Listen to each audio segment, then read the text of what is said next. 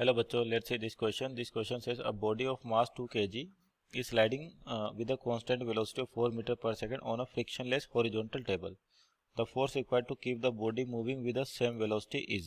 तो देखिए इस क्वेश्चन के अकॉर्डिंग देखिए आपके पास एक बॉडी है जिसका मास कितना 2 kg और क्या करे स्लाइडिंग करिए विद कांस्टेंट वेलोसिटी। तो आपके पास क्या होगा यहाँ देखिए एक बार कि मान लीजिए आपके पास ये बॉडी है जिसका मास दे रखा है आपको 2 kg और ये फ्रिक्शनलेस सरफेस पे इसका मतलब म्यू की वैल्यू कितनी है 0।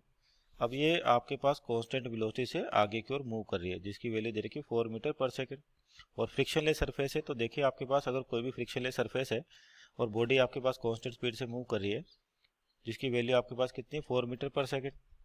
तो यहाँ पर देखिए ना, यहाँ पर आपके पास फ्रिक्शन फोर्स क्या होगा 0, क्योंकि यहाँ पर फ्रिक्शनलेस सरफेस है तो फ्रिक्शन फोर्स 0 है। तो यानी कि अगर बॉडी कांस्टेंट वेलोसिटी से मूव कर रही है तो आपके पास ना तो फॉरवर्ड डायरेक्शन में किसी फोर्स की रिक्वायरमेंट है और आपका फ्रिक्शन फोर्स भी कितना है 0।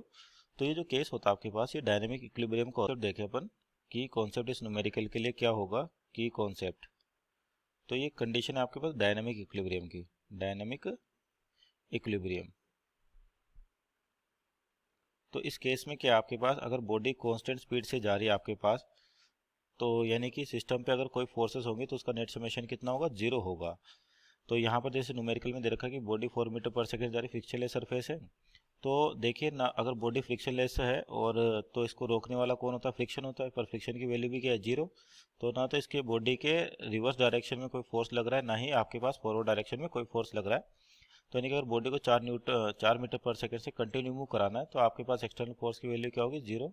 तो ऑप्शन नंबर 2 आपका सही आंसर होगा, यानी कि जो फोर्स चाहिए अपने पास उसकी वैल्यू क्या होगी 0। So our final answer is 0 newton. Hope you understood well, best of luck.